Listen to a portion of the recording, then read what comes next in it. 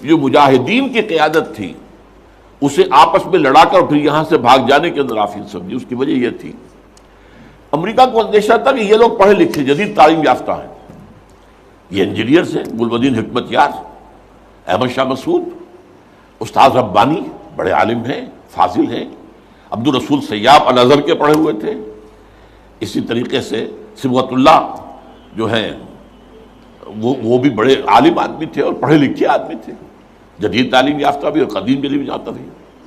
تو اس اعتبار سے انہیں اندیشہ تھا ان لوگوں کی حکومت بن گئی اگر تو یہ ایک ماڈرن اسلامک اسٹیٹ بنا دیں گے، اور یہ وہ شے ہے جو ہمارے لیے سب سے زیادہ خطرناک، سب سے زیادہ ناپسندیدہ معاملہ ہوگا، اس لیے کہ اگر واقعی طرح کی ماڈرن اسلامک اسٹیٹ وجود میں آ گئی تو ہمارے نظام کا خاتمہ ہو جائے. وہ تو یہ کہ سورج طلوع ہوتا ہے تو تاریکی تو جائے گی، رات کو تو جانا ہی جانا ہے، وہ تو جب تک سورج طلوع نہیں ہوتا رات کی تاریکی ہے، یہ انہیں اندازہ تھا خوب. بہرحال اس لیے انہوں نے خاص طور پر ان کو آپس میں لڑایا بھی.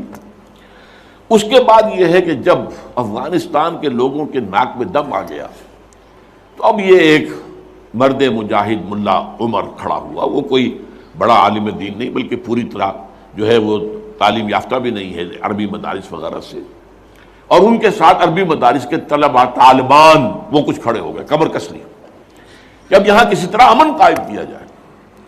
یہ پکار ایسی تھی کہ جو گویا کہ افغانوں کے دل کی پکار تھی، تنگ آئے ہوئے تھے ان وار لارڈز سے اور ان کے مظالم سے اور ان کے استحصال سے، لہذا وہ جہاں گئے ان کا استقبال ہوا.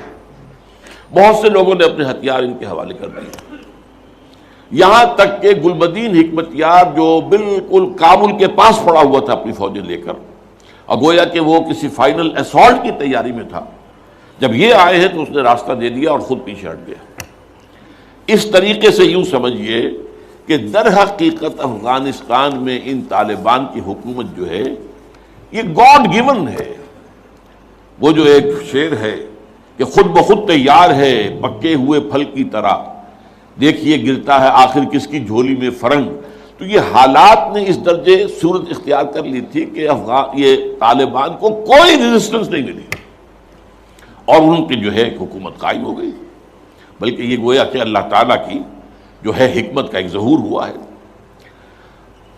اس میں امریکہ نے اور امریکہ کے کہنے پر پاکستان نے، سعودی عرب نے، امارات نے طالبان کو سپورٹ کیا.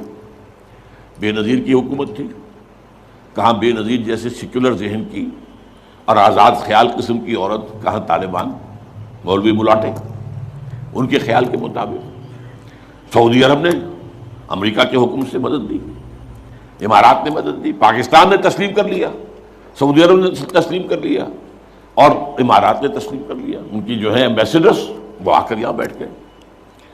اس کی وجہ کیا ہے؟ امریکہ سمجھتا تھا یہ ٹھیک نہیں، ملا ملاٹے ہیں، انہیں کوئی دنیا کا کوئی علم ہے نہیں، یہ جانتے ہی نہیں، لہذا ان سے کھیلنا آسان ہے، انہیں ہم اپنی انگلیوں پر نچائیں گے، ان کو کٹ پتلی بنا لیں گے. اس پہلو سے انہوں نے کہا کہ یہ اچھا ہے، یہ لوگ اگر آ جائیں تو ٹھیک ہے. وہ خطرہ نہیں ہے کہ یہاں کوئی ایک ایسا اسلامی نظام سامنے آ جائے جو جدید دنیا کے تمام تصورات و تقاضوں کو بھی پورا کرتا ہو اور کتاب و سنت کے تقاضوں کو بھی پورا کرتا ہو. اس کا کوئی اندیشہ نہیں ہے، لہذا انہیں مدد دی. لیکن ہوا کیا؟ دو کام ایسے ہوئے ہیں کہ ایک تو افغانستان کے 90% علاقے پر قبضہ جو ہوا تو امن، کلی امن، چوری ختم، ڈکیتی ختم، زنا بالجبر ختم، زنا ختم. تو اب آنکھیں کھل گئی امریکہ کی یہ کیا ہو رہا ہے. اور ملا عمر کے ایک حکم پر پاپی کی کاشت زیرو. اب یہ ہے کہ کفر کے ایوانوں میں پوری دنیا میں خطرے کی گھنٹیاں بجی. یہ معاملہ کیا ہے؟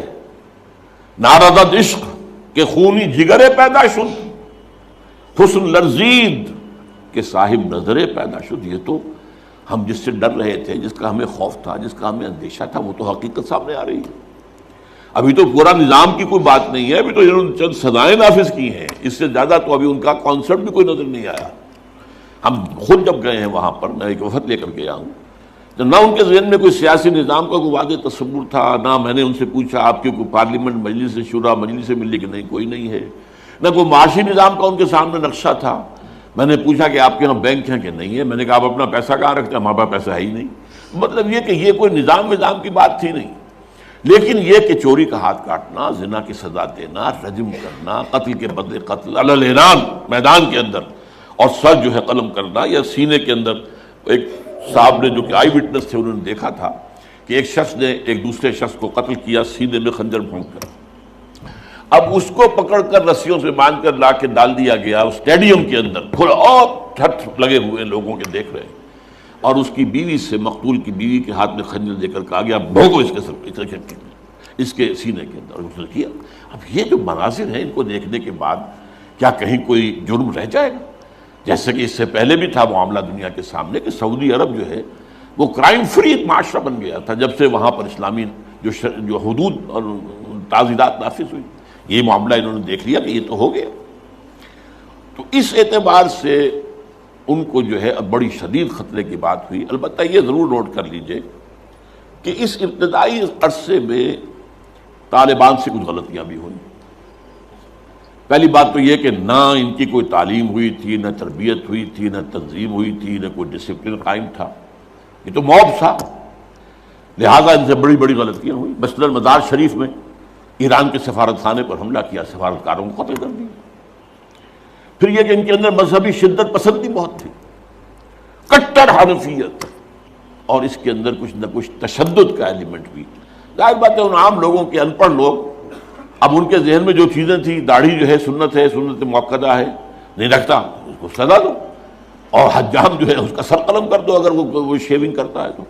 اسی طریقے سے پردے کا شدت کے ساتھ نفاذ کیا گیا، عورتیں باہر کیوں نکلیں، اپنے گھروں میں رہو، یا یہ کہ پورا برقع لے کر نکلو۔ جو بھی آپ کے ہاں دنیا بھر میں شٹل کاک جس کو کہتے ہیں، وہ جو ایک خیمے کی شکل میں ہوتا ہے، تو وہ لے لو۔ تو اس حوالے سے تشدد پسندی بھی ہوئی ہے، اور کچھ غلطیاں بھی ہوئی ہیں، کچھ زیادتیاں بھی ہوئی ہیں، اور کچھ انتہائی تنگ نظر مذہبیت بھی ہوا۔ یہ حقائق ہیں جو ہمیں ماننے پڑیں گے۔ اب جب پوری دنیا کے اندر یہ ایک خطرے کی گھنٹیاں بج گئیں عالم کفر کے اندر کہ نارض عشق کہ خونی جگر پیدا شد، وہ تو آ گیا، خونی جگر رکھنے والا وہ تو سامنے آ گیا، وہ خطرہ جسے ہم ڈر رہے تھے، کہاں پر رہے تھے۔